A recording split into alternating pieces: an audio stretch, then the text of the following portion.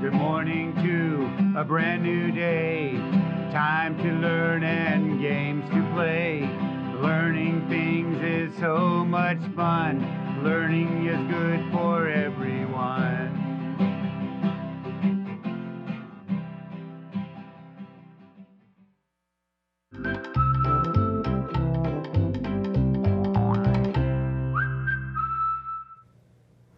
Hello, early learners. Welcome back to the art room. You know, this week we've been studying different artists and how they might have painted a snowman. We're using the book by Amy and Greg Newbold as our inspiration.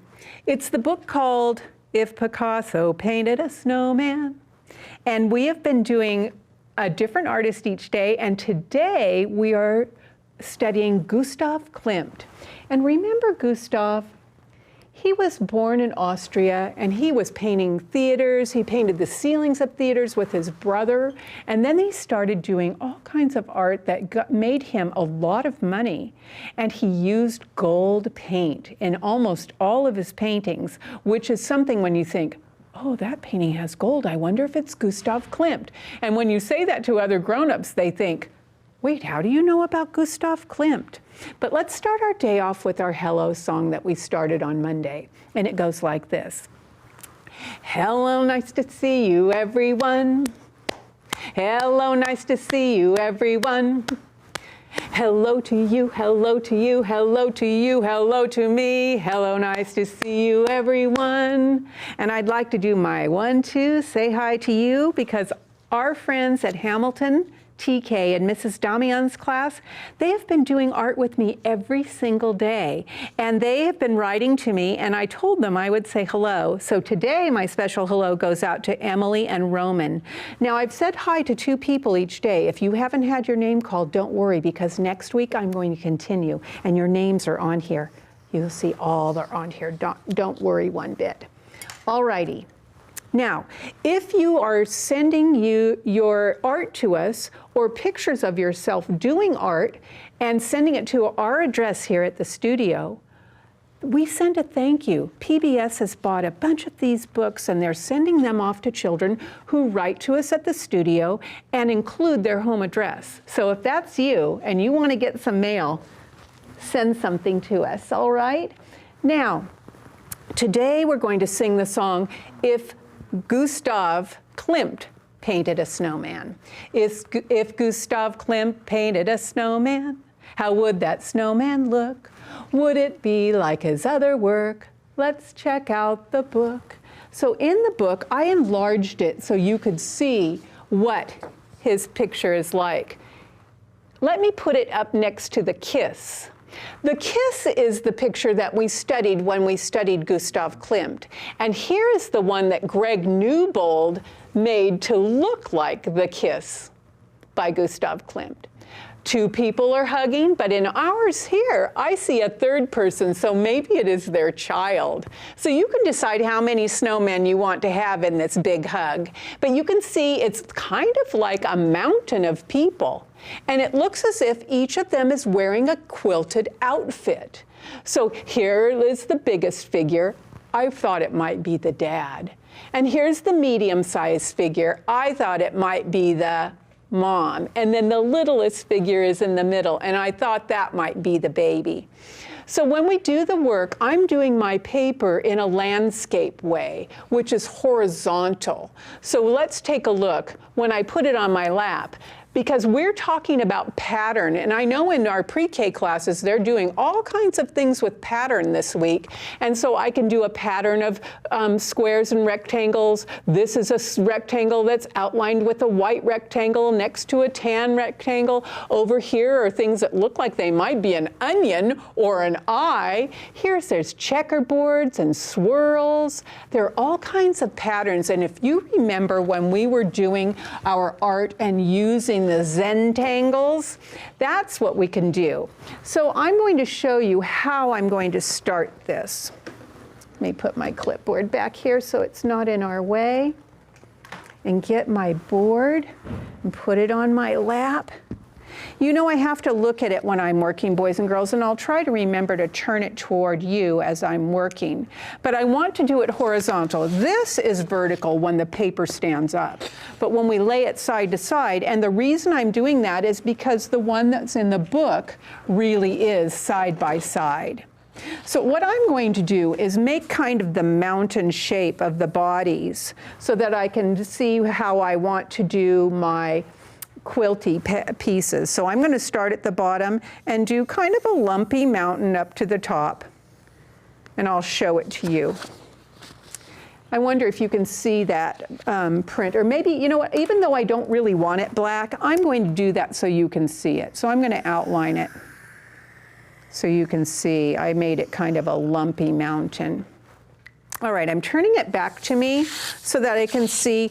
I'm going to put the big head here for the dad snowman. And I think I'm just going to make the medium-sized one.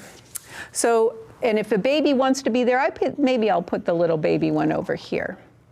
And if I want to make his nose, and her nose is hugging and facing him, and I think the child will face that way. And I'll put their 2 black eyes, and 2 black eyes, and 2 black eyes.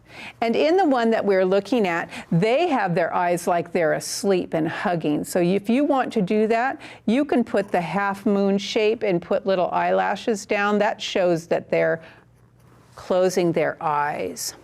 Now today I'm using my watercolor pencils. And remember how they work? When you color, it just looks like a colored pencil. And I make little lines so it looks like the carrot is still growing. Go around the outside of the shape. And then I'll use the lighter orange and color it in. And I don't have to do it very much because once the water touches it, it blends it together. Let me see which brush. Oh, there's my brush I picked out for today. Oh, I probably should have cleaned my water. That's okay. So watch. Once I touch the water to the watercolor brush, to the watercolor pencils, excuse me, it does blend them together. Now, just like when we did the picture with Van Gogh, if you go around the outside of your snow, it looks like it is shaded. So I'm going to use my colored pencil. And now if you don't have the watercolor pencil, boys and girls, just use your crayon or your pastels and just make a little bit of a shaded part just near your black line so that it looks like they're a little rounded piece. And now I'm going to get my brush and wipe it clean.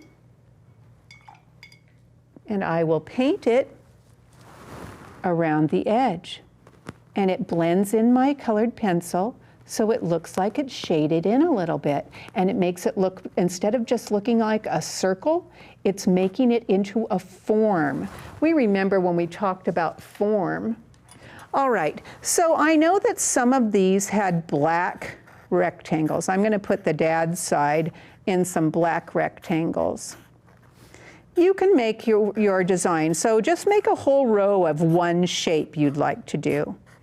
I'm going right next to the edge of that little mountainy shape of their bodies, and I'm then going to color it in. You can color yours in black, or you can use whatever color you've decided to use. But what we want to do is make it look all patterned. Now, this takes a long time, so you know this project is not going to be finished today. I'll work on it later on this afternoon. Maybe I'll work on it over the weekend and bring it back to show you on Monday so you can get an idea of what I did to make it interesting even more so.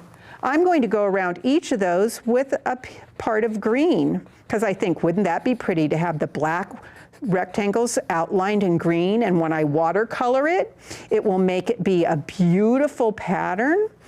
Now my pattern, I'm doing the same thing for everyone, because do you remember what the word pattern means? It's something that repeats itself. So black with green on the outside, black with green on the outside, black with green on the outside, black with green on the outside. It just repeats itself over and over and over. And that's what I'm doing on this row. I think I'm going to do some spirals on the other side because I do like the way a spiral looks. Remember what it is? You go around till you stop. Circle around like you're going to make a number 6 and then you stop.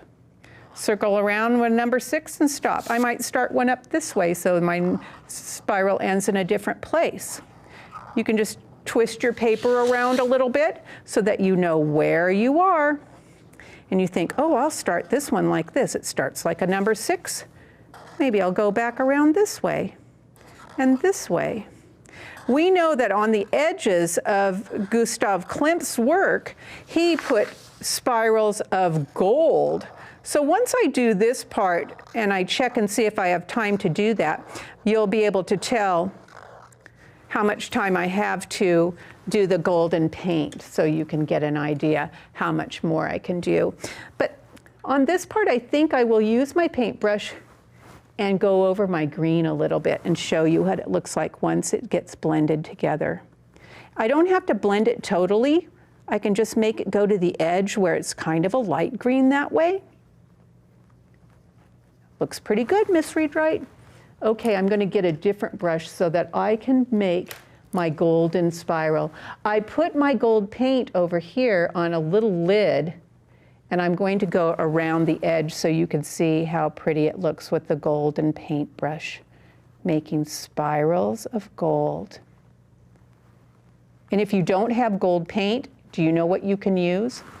You can use a gold crayon, because gold crayon will show up on white paper just fine. I just like this paint because it didn't cost me very much money, and I've used it for about 10 projects, and I still have a lot of it. There it is. So just so you can see an idea of what my outline is going to be, all around the edge, I'm going to put gold spirals. But let me continue with my pattern inside. I did green.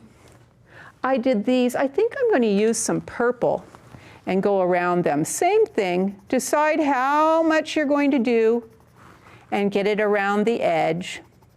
And if you have watercolor pencils, you know that once you touch the water to it, it blends the colors. So let me do that so you can see.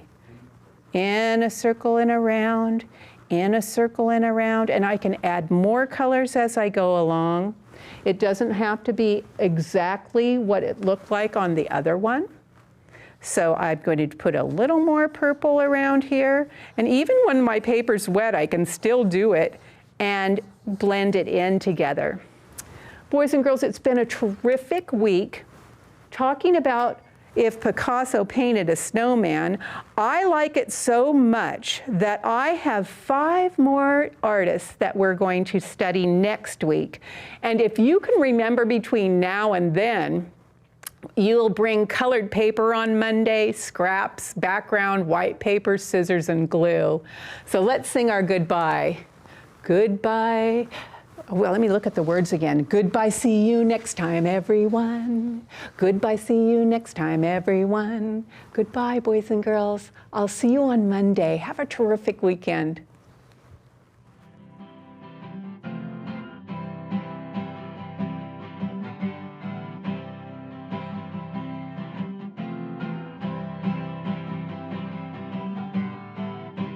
Good morning to a brand new day.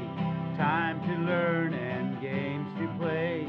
Learning things is so much fun. Learning is good for everyone.